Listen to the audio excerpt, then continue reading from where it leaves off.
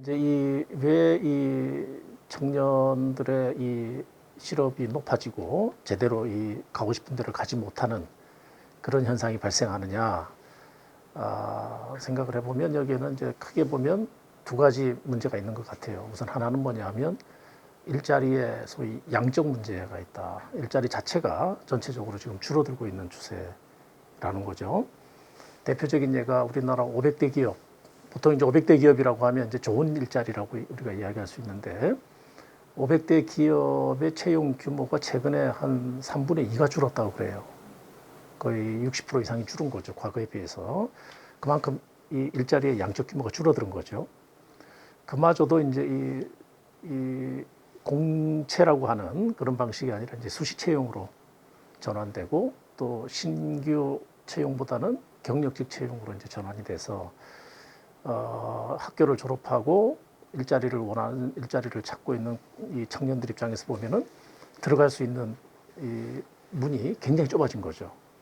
이제 그 점이 이제 우선 이 일자리의 양적인 어떤 문제와 좀 결부돼 있는 것 같고 두 번째 문제는 일자리의 질적 문제가 있는 것 같아요. 뭐냐면 이 대기업들이 그래도 이제 청년들을 채용을 하긴 하는데 주로 채용하는 이 분야가 주로 이제 IT 분야라든가 연구개발 분야에 집중이 되어 있는 거죠. 실제로 청년들이 갈 수 있는 일자리들을 많이 만들어내는 것이 중요한 것이다. 이제 그게 제가 말씀드리는 말씀이고 그러려면은 지금 해야 될 우리가 이 노동시장에 있어서 여러 가지 어떤 문제들을 해결해야 될 과제들이 굉장히 많다.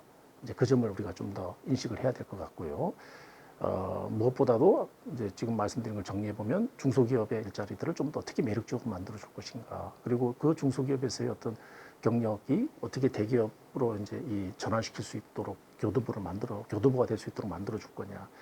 그리고 스타트업에 대해서 좀 더 확실한 어떤 지원과 그리고 스타트업이 성공할 수 있도록 생존할 수 있도록 하는 그 어떤 여건, 규제 이런 것들을 어떻게 더 개혁해서 청년들의 도전들을 좀 더 우리가 지원해 줄 것인가. 이런 쪽에 좀 더 많은 관심을 가지고 지원해야 되지 않겠느냐 그런 생각이 들고요.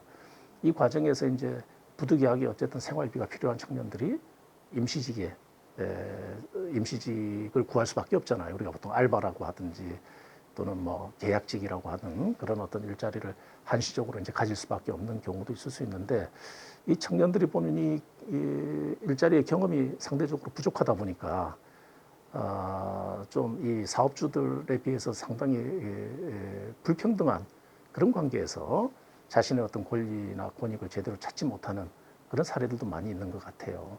그래서 그런 부분에 대해서는 좀 정부가 적극적으로 좀 문제를 해결해야 되지 않을까. 소위 우리가 청년 알바하면 열정페이와 많이 연결시키잖아요. 그런 것이 아니라 자신의 정당한 노동의 대가를 받을 수 있고 알바를 하더라도 분명히 그건 근로자거든요. 근로자로서 법이 보장된 권리를 찾을 수 있도록 그리고 실현할 수 있도록 만들어주는 어떤 그런 정책이 좀 더 보완되어야 되지 않겠느냐. 그런 점에서 이제 우리 청년들이 한편으로는 어떤 미래를 위한 준비들을 하고 또 다른 한편으로는 여러 가지 다양한 경험을 갖추기 위해서 경험을 쌓기 위해서 또 일자리에 가서 임시직이든 계약직이든 하는 그런 사례들이 있을 수 있는데 그런 경우에도 부당한 대우를 받지 않도록 하는 그런 좀 더 세심한 배려들이 있어야 되지 않을까 생각을 합니다. 아, 그래.